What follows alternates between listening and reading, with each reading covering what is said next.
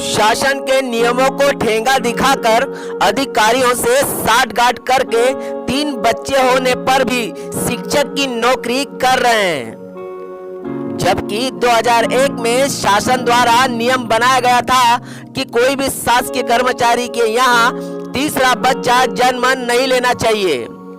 तीसरा बच्चा जन्म होने पर सेवा समाप्त करने का आदेश हो सकते हैं। लेकिन खंडवा जिले के शिक्षा विभाग में हरसुद विधानसभा की ग्राम पंचायत धावड़ी के ग्राम मामाडोह की प्राथमिक शाला में पदस्थ शिक्षक गिरवर जोरे शासन के नियमों को ठेंगा दिखाकर अधिकारियों से साठगांठ कर 3 बच्चे होने के बावजूद भी निडर होकर शासकीय सेवा में कार्यरत है। इस पूरे मामले को लेकर ग्राम मामाडोह के जागरूक नागरिक सुनील कावड़े ने 2 माह पूर्व कलेक्टर कार्यालय खंडवा की जन सुनवाई में लिखित शिकायत दी थी। साथ ही सूचना अधिकार में आवेदन देकर जानकारी भी निकाल ली गई थी, जिसमें शिक्षक गिरवर जोरे के 3 बच्चों की दस्तावेज की प्रमाणिक पुष्टि भी हो चुकी है। लेकिन शिकायत करने के बाद भी आज दिनांक तक जवाबदार अधिकारियों ने किसी प्रकार की कोई कार्रवाई नहीं की।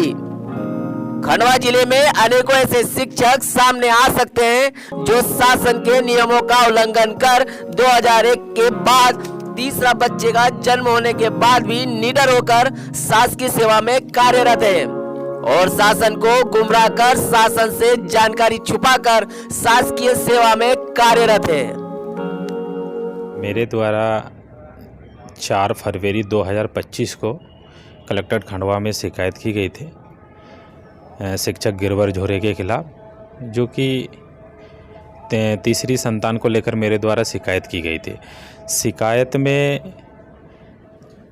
की गई थी, उसके बाद में सूचना का अधिकार अधिनियम के तहत मैंने जानकारी मांगे तो प्रथम आवेदन पे मुझे जानकारी प्राप्त नहीं हुई। मेरे द्वारा अपील अधिकारी आयुक्त खंडवा को किया गया। उसके बाद मुझे जानकारी निःशुल्क प्रदान की गई है और जानकारी में यह सत्य पाया गया कि शिक्षक गिरवर जोरे के 3 संतान है।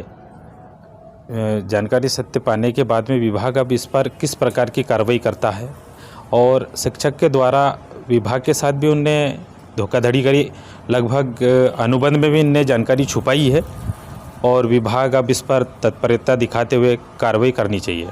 मेरे द्वारा अगर विभाग कार्रवाई नहीं करता इसमें तो मेरे द्वारा माननीय उच्च न्यायालय की शरण लूँगा और मेरे संज्ञान में शिक्षा विभाग के और कई मामले हैं, अगर उन पर भी अगर कार्रवाई नहीं होती है तो इससे यह प्रतीत होता है कि संबंधित विभाग भी इसमें इन्वॉल्व है, इसलिए बचाने की पूरी कोशिश करेगा। जिम्मेदार अगर इस पर कार्रवाई नहीं होती तो इसके जिम्मेदार स्वयं जनजाति आयुक्त स्वयं रहेंगे।